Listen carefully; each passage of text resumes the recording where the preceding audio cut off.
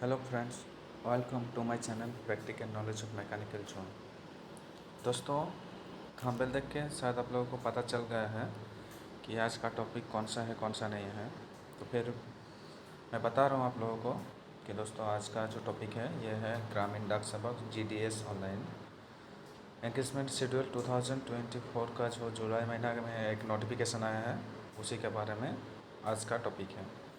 तो अगर किसी को ये नोटिफिकेशन चेक करना है कि ऑफिशियल है कि नहीं है, आप चेक कर सकते हैं। तो आपके पास मोबाइल है या फिर लैपटॉप कंप्यूटर जो भी है उसी से आप इसको चेक कर सकते हैं। तो आप लोगों को लाइव दिखा रहा हूँ दोस्तों कि कैसे चेक करना है, कैसे चेक करते हैं, उसी के बारे में चेक करेंगे। तो पहले मोबाइल का जो आपका क्रोम ब्राउज़र है या फिर दूसरा कुछ ब्राउज़र है तो उसको ओपन करेंगे। देखिए दोस्तों, मैं ओपन कर रहा हूँ। तो नया एक पेज खुल के यहाँ पर लिखना है GDS ग्रामीण डाक सेवक रिक्रूटमेंट 2024।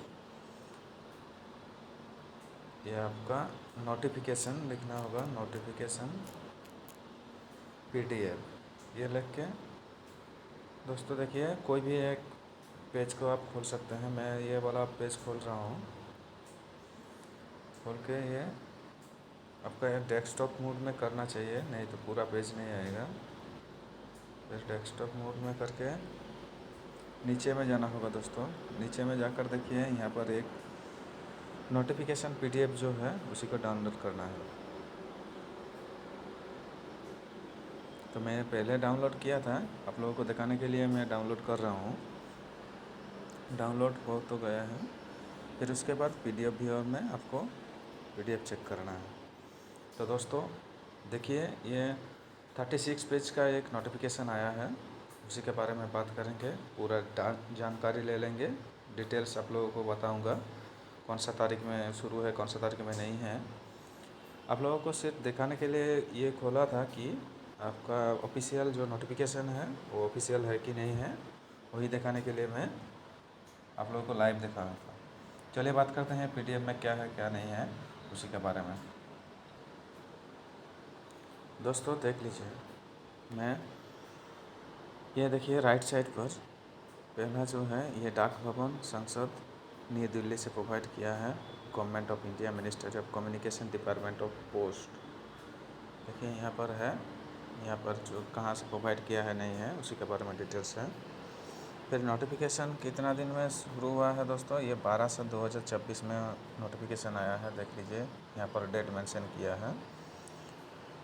फिर ये कौन सा पोस्ट के लिए है कौन सा पोस्ट के लिए नहीं है, देखिए GDS मैं पहले बता चुका था आप लोगों को कि ग्रामीण डाक सेवक GDS ऑनलाइन एंगेजमेंट शेड्यूल 2024 जुलाई महीना का है, ये प्रोवाइड किया है। नीचे में चलिए क्या है, application are invite from the eligible candidate to fill the vacant post of Gramin Dak सेवक GDS का है। यहाँ पर बोला है GDS ब्रांच पोस्ट मास्टर मतलब BPM, ABPM मतलब आपका असिस्टेंट ब्रांच पोस्ट मास्टर, ये दोनों पोस्ट के लिए है दोस्तों। मतलब रहता है ना loco pilot assistant loco pilot, ऐसा ही है ब्रांच पोस्ट मास्टर, और उसका जो असिस्टेंट रहता है असिस्टेंट ब्रांच पोस्ट मास्टर। फिर दोस्तों दिखा रहा हूँ नीचे में क्या दिया है। नीचे में बोला है आपका रजिस्ट्रेशन ऑनलाइन एप्लीकेशन, ये आप लोगों को कैसे करेंगे नहीं करेंगे उसी के बारे में दिया है, देख लीजिए। देखिए दोस्तों यहाँ पर बोला है नीचे वाला 2 नंबर पेज पर आप लोग चलिए सीधा, एक्टिविटीज़ और शेड्यूल यहाँ पर मेंशन किया है। दोस्तों एक्टिविटीज़ और शेड्यूल के बारे में बोला है। देखिए पहले है registration and submission online application. आपका जो रजिस्ट्रेशन और ऑनलाइन एप्लीकेशन कब शुरू होगा, 15/7/2024 से शुरू होकर 5/8/2024 तक चलेगा दोस्तों। मतलब इस महीने का 15 दिन और उस महीने का 5 दिन, टोटल मिला के कुल मिला के 20 दिन आपका पास रहेगा ये रजिस्ट्रेशन फॉर्म फिलअप करने के लिए। इसी के अंदर में आप लोगों को रजिस्ट्रेशन फॉर्म फिलअप करना ज़रूरी है। फिर नेक्स्ट में देखिए, मान लीजिए आप लोगों का वो फॉर्म फिलअप होते वक्त आपका कुछ प्रॉब्लम आया है तो उसके लिए एक डेट मेंशन किया है यहाँ पर। देखिए एडिट एंड करेक्शन विंडोज़, ये कितना तारीख से होगा, 6/8 से शुरू होकर 8/8 तक बंद रहेगा, बंद होगा। मतलब 3 दिन का आपके पास टाइम रहेगा ये देखने के लिए। अगर किसी का कुछ प्रॉब्लम हुआ है उसी के बारे में वो ठीक करने के लिए डेट दिया है। फिर नीचे में देखिए दोस्तों, मैं पहले भी बोला था ये दोनों पोस्ट के लिए है। पहला देखिए ब्रांच पोस्ट मास्टर के लिए है बीपीएम, एंड यहाँ पर बोला है assistant branch post master ABPM के लिए है। दोनों जॉब का रेस्पॉन्सिबिलिटी क्या है नहीं है उसी के बारे में यहाँ पर डिटेल्स मेंशन किया है। देखिए the job profile branch post master include day by day portal operation of post office, BO India post payment, IPPB manager by department of the time to time. यहाँ पर रेस्पॉन्सिबिलिटी क्या है उसी के बारे में पूरा मेंशन किया है। आप लोग अगर किसी को स्क्रीनशॉट करना है तो कर लीजिए। नेक्स्ट में देखिए दोस्तों नीचे में क्या है। देखिए नीचे वाला जो है यहाँ पर बोला है रेसिडेंस एंड एकोमोडेशन के बारे में बोला है। फिर असिस्टेंट ब्रांच पोस्ट मास्टर का जॉब रिस्पॉन्सिबिलिटी क्या है उसी के बारे में बोला है। यहाँ पर बहुत सारा पॉइंट दिया है, वो देखेंगे तो वीडियो लंबा हो जाएगा। फिर उसके बाद बोला है डाक सेवक। देखिए यहाँ पर आप लोगों को बोला है दोस्तों, आप लोग सीधा पेज नंबर 5 पर चले जाइए। देखिए यहाँ पर बोला है कि एमोलूमेंट्स एंड अलाउंस, आपको ये सैलरी कितना मिलेगा नहीं मिलेगा उसी के बारे में बोला है। यहाँ पर देखिए दोस्तों, बोला है बीपीएम मतलब ब्रांच पोस्ट मास्टर के लिए है 12,000 से शुरू करके 29,380, 12 से शुरू करके 29 तक आपका सैलरी हो सकता है। और असिस्टेंट ब्रांच पोस्ट मास्टर के लिए 10 से शुरू करके 26 तक, मतलब 10 से शुरू करके 24 आपका सैलरी हो सकता है। फिर इसके लिए सिलेक्शन प्रोसेस, एलिजिबिलिटी क्राइटेरिया क्या है नहीं है उसी के बारे में नीचे वाला पेज में बोला है दोस्तों। देखिए यहाँ पर बोला है eligibility criteria for all post, इसके लिए एज लिमिट कितना होना चाहिए। यहाँ पर बोला है मिनिमम एज 18 होगा और मैक्सिमम एज 40 होगा। एज पर रिलैक्सेशन और गवर्नमेंट सेंट्रल गवर्नमेंट का जो रूल्स रहता है उसी के बारे में बोला है यहाँ पर। देखिए यहाँ पर रिलैक्सेशन भी मिल जाएगा आप लोगों को, इसके लिए कोई दिक्कत नहीं है। SC ST OBC जैसा रिलैक्सेशन मिलता है उसी रूल्स यहाँ पर भी लागू होगा। फिर नीचे में क्या है दोस्तों, देखिए नीचे में बोला है age will be determine as on the last date of submission of application, relaxation in upper age limit. आपका 18 से नीचे मतलब लोअर एज लिमिट आपको नहीं मिलेगा, रिलैक्सेशन नहीं मिलेगा। मतलब मिनिमम आपका कोई भी कास्ट कोई भी जनरल हो उसके लिए 18 होना ज़रूरी है। और मैक्सिमम जो रिलैक्सेशन है एज का मैक्सिमम मतलब उसी का छोड़ दिया जाएगा। देखिए पहला वाला में है कैटेगरी के वाइज आपका यहाँ पर परमिसेबल एज रिलैक्सेशन के बारे में बोला है। यहाँ पर दिया है SC ST के लिए 5 साल, OBC के लिए 3 साल, EWS के लिए है no relaxation, personal with disabilities PWD के लिए है 10 साल।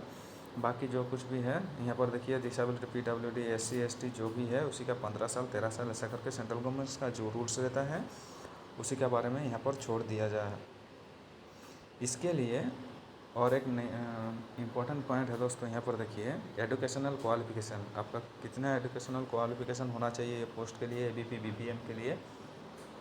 यहाँ पर बोला है दोस्तों educational qualification for engagement detail secondary school examination pass certificate 10 with passing marks, mathematics English and recognize board. मतलब आपका जो क्लास 10 स्टैंडर्ड रहता है ना दोस्तों उसी का पास से आपका ये सिलेक्शन प्रोसेस होगा।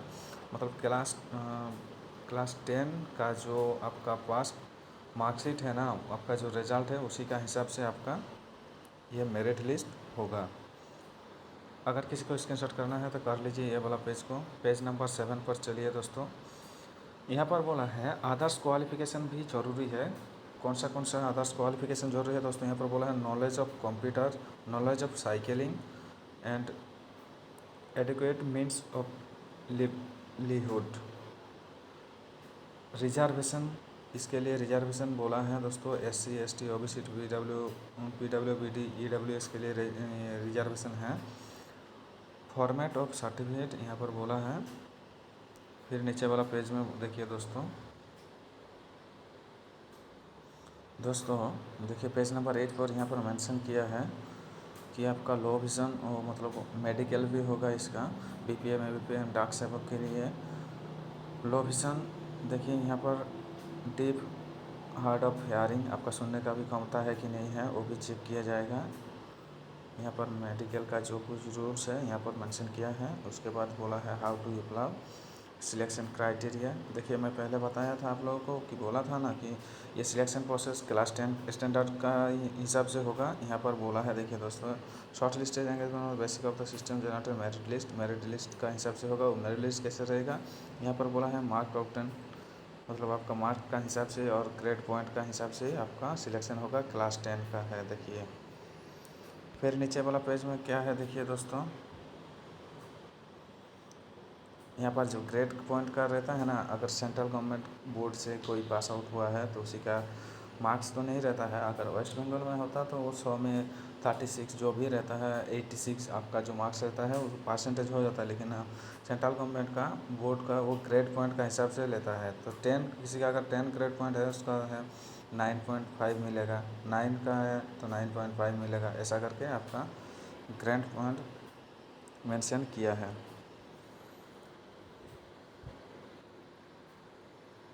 आपका फिजिकल डॉक्यूमेंट वेरिफिकेशन होगा, physical verification of the document. आपका जो डॉक्यूमेंट है वो आपका चेक होगा। वो कौन सा डॉक्यूमेंट लेके जाना पड़ेगा दोस्तों, यहाँ पर पूरा मेंशन किया है, एक लिस्ट प्रोवाइड कर दिया है।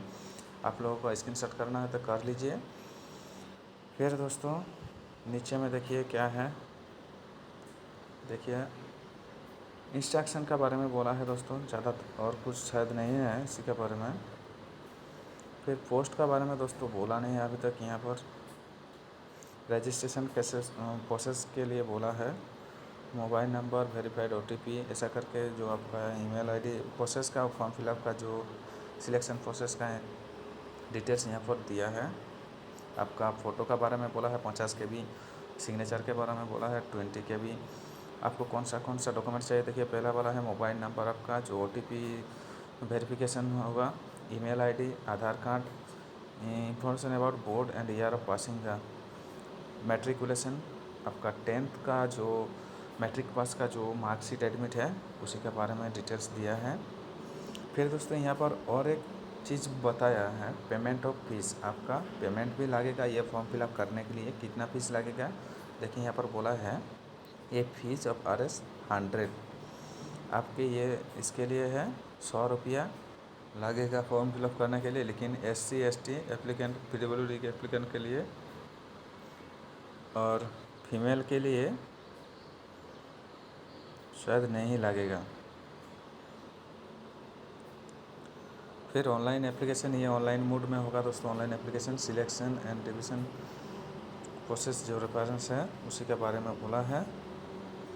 अपलोडिंग ऑफ डॉक्यूमेंट, आपका कौन सा डॉक्यूमेंट आपका डॉक्यूमेंट ऑनलाइन फॉर्म फिलअप के टाइम में लगेगा वो बोला है। देखिए यहाँ पर बोला है, आप लोग अच्छा करके देख लीजिए।